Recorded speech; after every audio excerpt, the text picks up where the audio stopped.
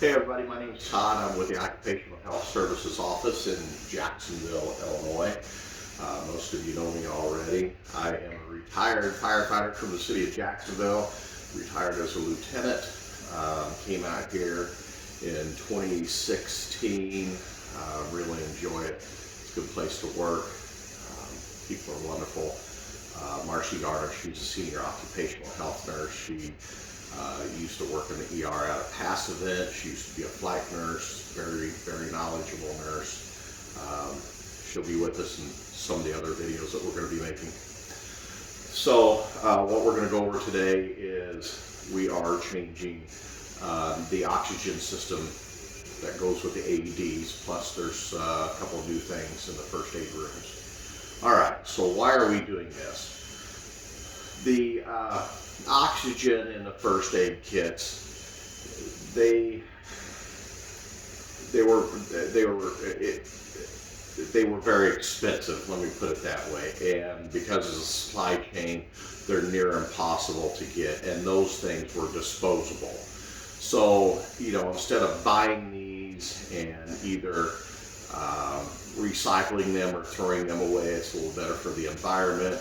We bought small tanks that hold more oxygen than what those disposable bottles did. So, and it's from a local company, so when we use the oxygen, we can just run it out to ILMO and have it refilled. So it's a win-win situation. In the long run, it's obviously going to save a lot of money. So here's the new bottles we're going to be using. Very compact. Regulator's going to, the regulator's always going to be on there. It's going to be nice and tight on there. This doesn't need to come off. You let us worry about that. So the things about this, you got a gauge here. This is how you turn the bottle on. Right now it's off. We leave it in the off position. It's righty-tighty, lefty-loosey, just like everything else. Leave it closed so it doesn't accidentally seep out. Okay, if you got it on a quarter of a liter a minute, you can't hear it come out, it'll leak down. So we leave this off. Okay, you've got an extra washer. Hopefully you'll never need it. There is a washer that sits back in here between the regulator and the neck of the bottle. Okay. Then you've got your wrench. This wrench, what we'll do is we'll take this lefty-loosey, and you'll see the gauge go up. Okay. Over and up in good ways. Get a good flow. Okay. So it's that simple to turn on. Just about like the other one where you lifted up the thing. There's no guessing whether it's on or not now. Okay. And here's how you regulate how much that you get out. Now this regulator will go up to 15 liters per minute. There's only a few reasons why you would go up to 15 liters a minute. We'll go over that. Okay. So there's two ways in which to deliver the oxygen from that bottle to our patient. Yep. This is Elvis. Everybody thought Elvis died. He did not. He came back to be buddies with us. Make no bones about it. Sorry. Okay. So what? When we get into a situation where we're going to be using this stuff, hopefully somebody already pulled the PEO alarm. Okay, pull the PEO alarm. Don't be afraid to do it. We have to reset it for no reason. That's what we call in the fire service a freebie. So what? Big deal. But when you pull that PEO alarm, what does it do? It alerts all the other PEO members. Okay, because they're going to turn their radio over to the PEO channel. Someone's going to go right to the fire alarm box, and they're going to find out which PEO alarm was pulled, and then they're going to tell everybody else where to go to. All right.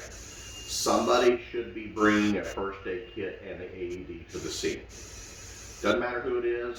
If 2 of them show up, big deal. You take them back. Okay? So the PU alarm is full. We get there. What's number one? Scene safety. Regardless of what it is. I don't care what, if someone's laying on the floor, better set up a red flag that something is wrong. Whether it be electrical, spill, fire, anything. Make sure that that scene is safe. Don't put yourself into danger. All right, get that taken care of before you go in there. So, we'll get some PPE. First thing we're going to do is we're going to get some gloves on.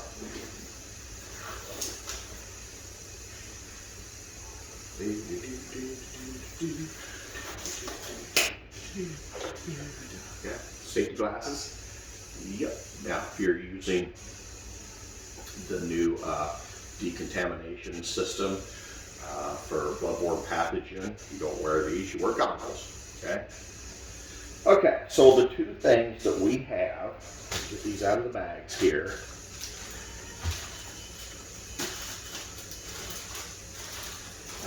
Number 1, this is going to be your go-to. You can't go wrong with this.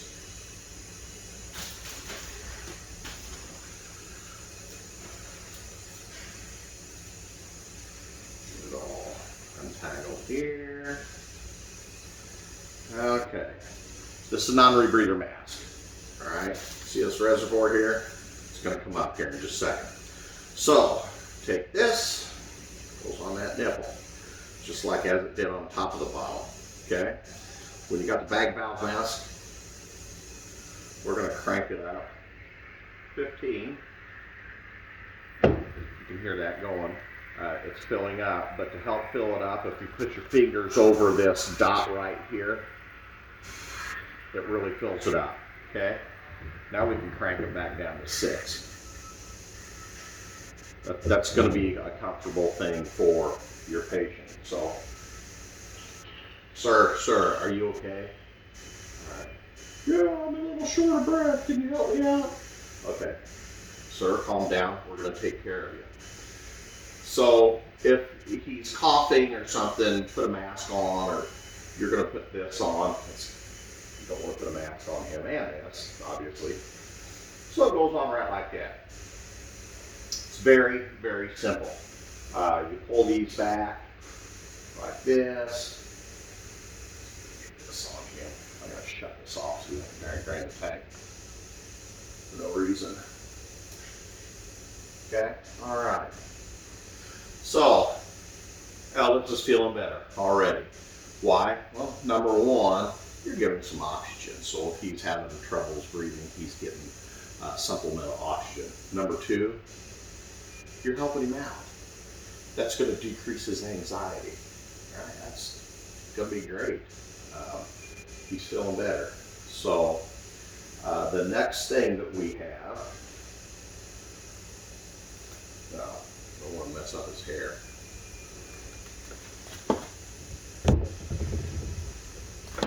So the next item that we have, a lot of people don't feel comfortable using these, and I'll show you why.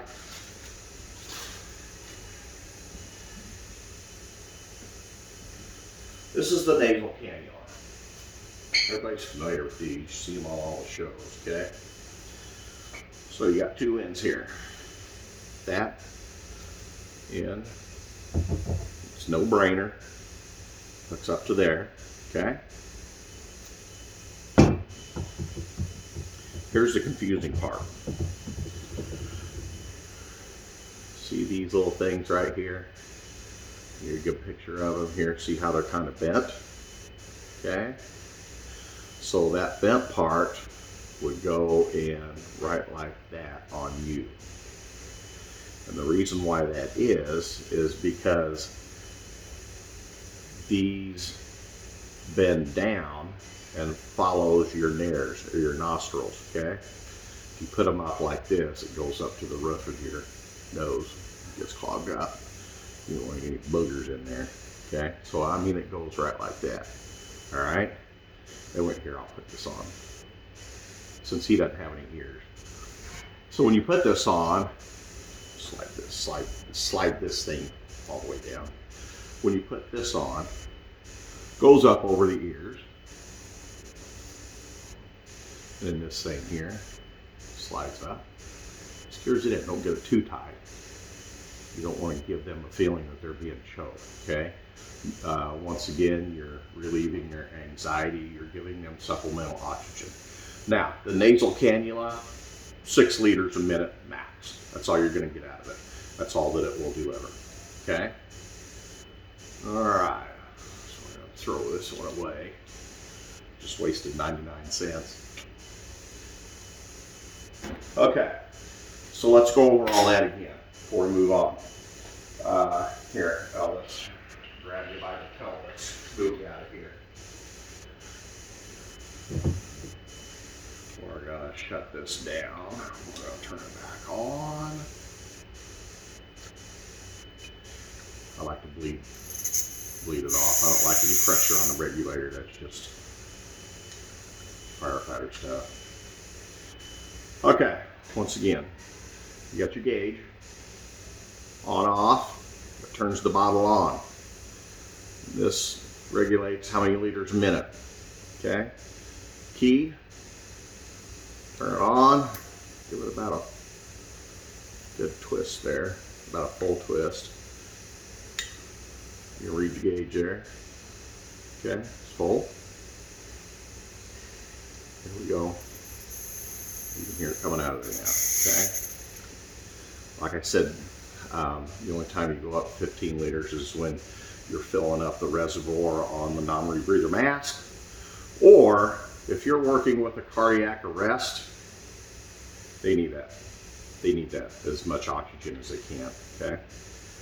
The only time that you do mouth to mouth is if you have some sort of barrier in between you and your victim. Don't ever do mouth to mouth unless you have something like that. Here in this office, we do have ambu bags. They're actually stored in those cabinets down there where it says AD inside. Yeah, can you see that? We do have trauma bags set up, ready to go, one for medical, one for surgical, ready to go. But yeah, those ambu bags are awesome. You can hook up the oxygen right to it. Okay. The other new thing that we have for the office is, let's lower this down a little bit. We have the bigger bottle of oxygen. Okay, maybe we'll leave it over here.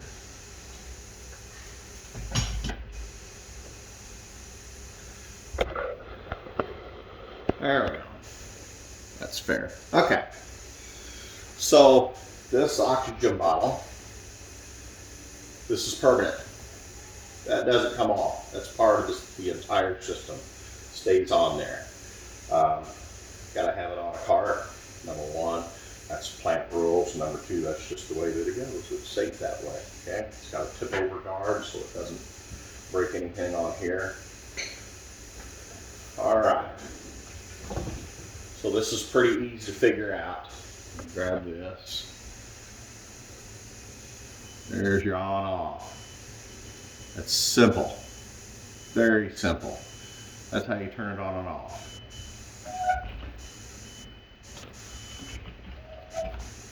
There's your gauge.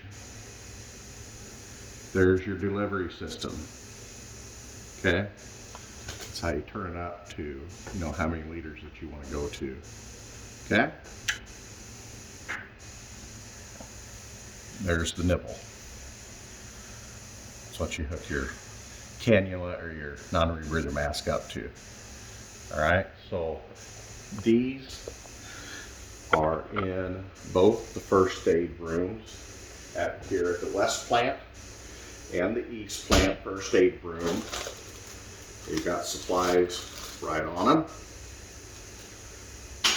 So if you need something that's going to last a while, go ahead and grab that bottle. Whatever you do, if you ever use these, please let us know. Everybody knows how to get a hold of us. I would rather that you call us and let us know that you used it than not, because I want to come over and I'm going to go through the kit, I'm going to go through the AED, especially if you used AED, and I want to make sure that that bottle is getting full, ready for the next one. It's real cheap, real dirt cheap to get these things refilled, and they're just across the street from the East plant. All right, so other things that we have in the office here, my PPE off.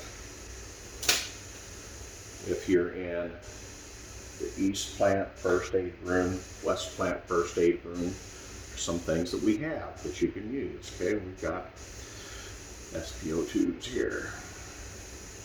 Okay, these are dirt cheap. I actually bought this one myself for like 12 bucks. It's hard to screw up. Okay,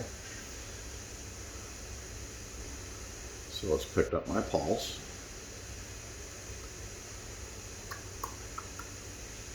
O2 sats at 95, should be up a little bit higher than that. You actually want your you want your SpO2 as close to 98, 99 as possible.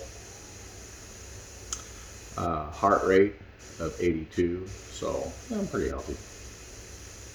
97, wow, winner chicken dinner.